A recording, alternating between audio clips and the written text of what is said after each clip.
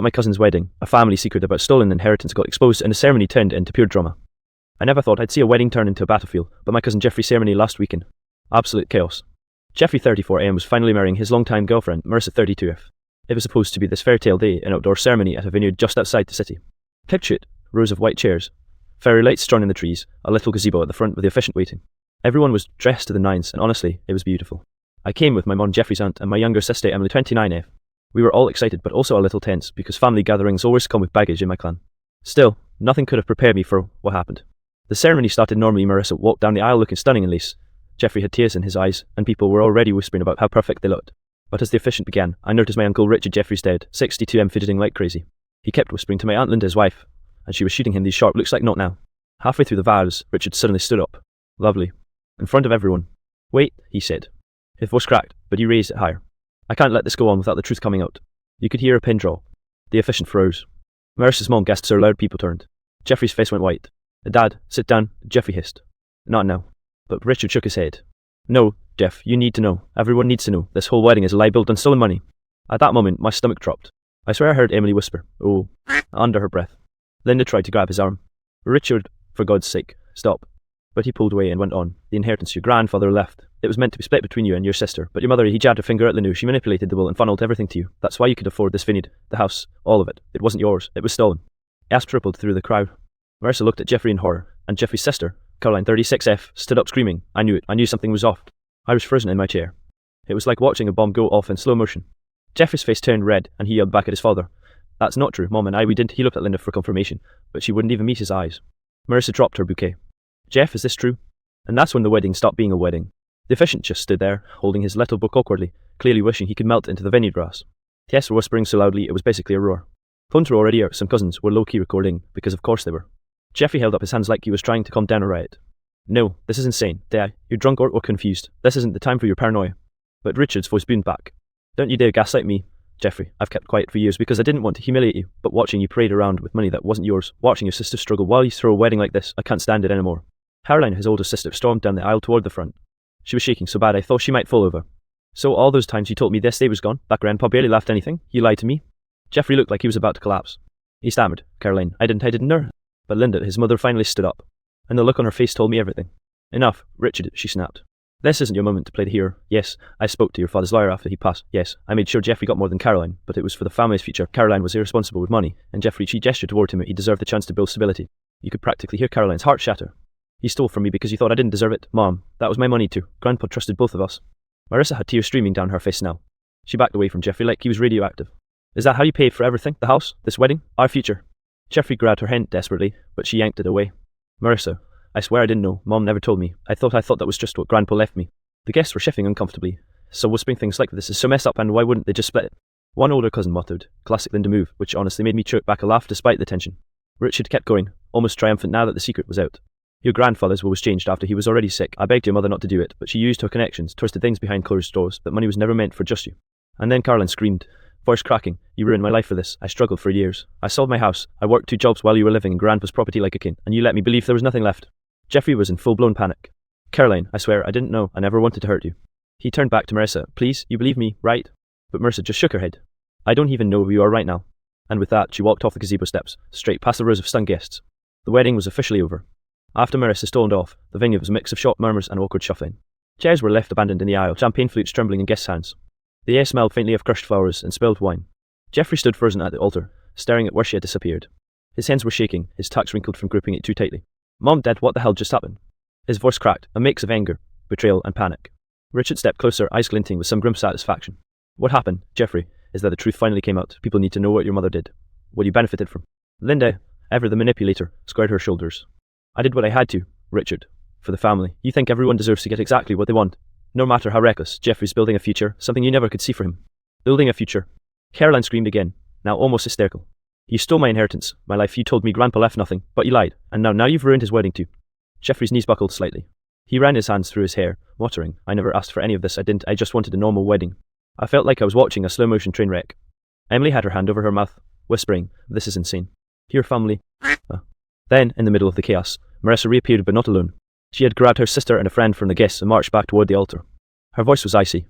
Jeffrey, I'm done. I can't marry someone whose foundation is built on lying and stealing. I thought you were honest with me, but this... She gestured at the entire scene. This proves you're complicit in it, whether you knew or not. Jeffrey tried to reach for her again, but she stepped back, eyes blazing. Don't touch me, not today, not ever. Caroline lunged at Linda, pointing a finger. You ruined us, Mom. You ruined him, and you ruined this day. She shoved past Guest, tears streaming. Richard tried to calm her down, but she wasn't having it. At that point, I realised that the wedding photographers and videographers were still rolling, capturing every screaming match and tearful breakdown. This was going to haunt the family forever, viral on social media before anyone even got home. Jeffrey's face crumpled completely. He sank onto the steps of the gazebo, head in his hands. I just wanted to marry her, I didn't know her. I glanced around, and it hit me the vineyard, which should have been a romantic backdrop, had become a battlefield of decades old, and betrayals. The white flowers were crushed under stomping feet, the fairy lights flickered as if embarrassed by the chaos below. And then, just as silence seemed to settle, a heavy, tense pause, and my Uncle Richard dropped his voice to almost a whisper. You think this is the end? This is just the beginning of cleaning up the mess your mother made? Jeffrey lifted his head, eyes bloodshot and haunted. I don't care about cleaning anything, I just want my wedding to be over. But of course, it wasn't over. Not by a long shot. The guests started drifting away, some whispering about leaving before things got worse, others frozen in shock, unsure what to do. The vineyard staff quietly began clearing glasses and folding chairs, giving us all space to process the disaster. Jeffrey still sat on the steps of the gazebo, head in his hands, while Caroline paced angrily in front of Linda and Richard. I can't believe you did this, Mom. Caroline yelled, voice cracking. All these years, I thought Grandpa left me a chance to, then you took it all.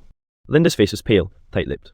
Caroline, you don't understand the pressure we were under. Your father and I had to make sure someone responsible could manage the inheritance. Jeffrey had a career, a house, a plan. You weren't ready. Not ready? Caroline shouted. I was ready, I worked hard, and you stole it from me, from all of us. Jeffrey tried to stand up, but his legs felt like lead. Caroline, stop yelling. This isn't fair to anyone. I didn't ask for any of this. You didn't ask for it. She shot back, tears streaking her face. Then why didn't you ever question it? Why did you take everything, live your life, and pretend nothing was wrong? Marissa stayed silent nearby, leaning against a tree, arms crossed. She didn't even look at Jeffrey anymore, her expression icy. I could tell she was seriously considering leaving him completely. Emily whispered to me, this is unreal. I can't believe a wedding could turn into this. I nodded, unable to argue. Richard, who had been standing with his hands in his pockets, finally spoke, his voice calm but cutting. Jeffrey, you may not have asked for this, but you benefited from it. Your mother's actions created this life for you. Whether you knew it or not, the truth needed to come out. Jeffrey finally looked up, his face pale and strained. So what now? Is this the end? Is there any way to fix this without destroying everyone else? No, Caroline said flatly. You can't fix this. The trust is gone. The family is broken. Mom's actions can't be undone. She turned sharply to Linda. I want my share of the inheritance properly accounted for. You will make this right. Linda's face fell, and for a moment she looked almost human and not the iron-willed matriarch we all knew. I'll try, Caroline, I'll... Her voice faltered. Jeffrey sank back down onto the steps, the reality hitting him. His wedding day was over. The love of his life had walked away, the family was in chaos, and a secret he never knew existed had torn everything apart. Marissa's voice cut through the tense silence. Jeffrey, I can't do this, not after what I just saw. You need to figure out who you really are and what you really stand for. Maybe then we can talk, but today, your wedding is over. And with that she left. I watched her go, and I felt a sick, hollow knot in my stomach. This was one of those moments that would define Jeffrey's life and the family's forever. Even the vineyard seemed quite an hour, as if the world itself was mourning what had just happened. The tension didn't lift, even as the last of the guests trickled out. Jeffrey remained slumped on the gazebo steps, hands covering his face.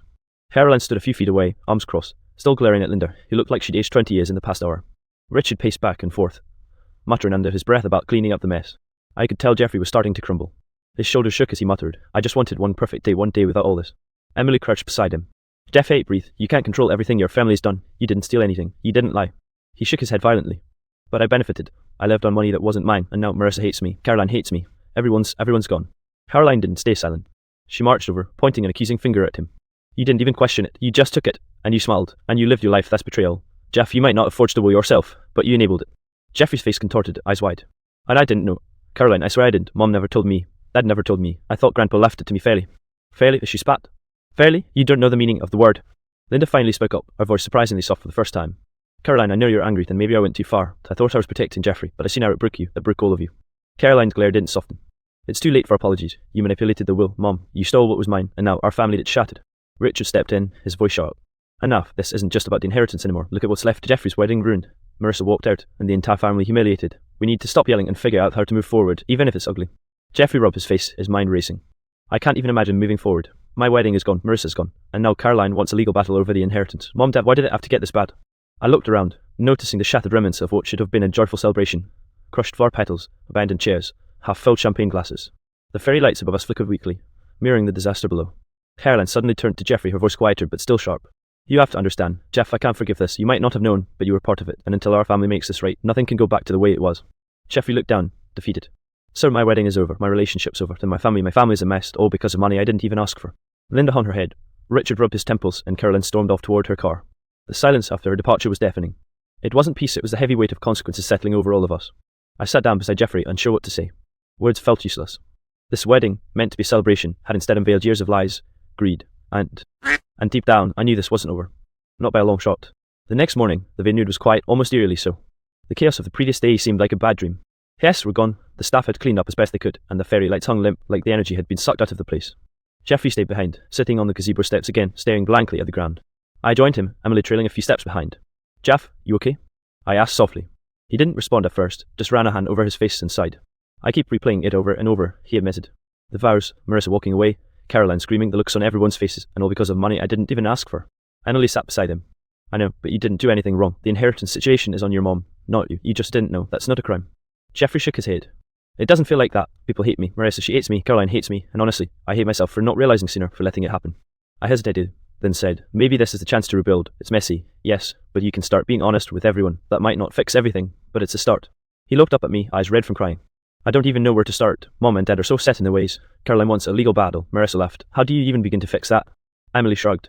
"One step at a time. Maybe talk to Caroline. Figure out a fair split. Maybe write to Marissa.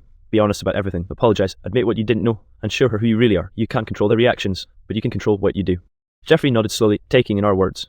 "Yeah, maybe. I don't know if anyone will forgive me or even believe me. Mom's manipulations make it look like I was in on it, and Marissa, she probably thinks I knew everything and just lied to her. I think the fact that you're sitting here, broken and reflecting, shows that you didn't know," I said. "Actions speak louder than the mess your parents made." There was a long silence, broken only by the faint rustling of the vineyard leaves. Finally, Jeffrey spoke, voice shaky but determined. "Okay, one step at a time. First, Caroline. Second, Marissa. Then I don't know. Maybe then I can start forgiving myself." Emily smiled softly. "That's all anyone can ask for. You're still the same cousin we love. This mess isn't you. It's your family's baggage." Jeffrey leaned back against the gazebo, finally letting himself breathe. For the first time since the explosion of the wedding, he looked almost human, almost relieved. The road ahead would be painful, but at least now, he had a plan. And as we walked away from the ruined wedding scene, the vineyard in the morning light, I realized something. Family, like this, might tear you down, humiliate you, and make you question everyone, but it also has a strange way of revealing who you truly are beneath all the lies, manipulations, and stolen inheritance. Jeffrey's wedding may have ended in disaster, but maybe, just maybe, his life wasn't over. It was only beginning. A few weeks later, the dust had started to settle, though the wounds were still raw. Jeffrey was quiet, spending most of his time working on his own life rather than trying to salvage what was lost. Caroline had hired a lawyer and begun the process of contesting the inheritance, but she had agreed to speak to him privately first. We went to her apartment one evening, the small, sunlit place that felt almost peaceful compared to the chaos of the vineyard. She opened the door. "I still worry, but not outright hostile." "Jeffrey," she said, voice softer than the last time we'd spoken, "I still can't forgive what Mom did, but I want to hear your side. I want to know you didn't know." He nodded, swallowing hard. "Caroline, I swear, I didn't. I found out the same way everyone else did, during the wedding disaster. I didn't benefit intentionally. I didn't lie. I just lived my life thinking it was fair, and I feel awful that you suffered because of it." Her expression softened just a fraction. "You're still part of this family, Jeff. I needed to hear you say that. I can't promise I forgive Mom, or even the whole situation, but at least I know you weren't behind it." It was a small breakthrough, but it was a start.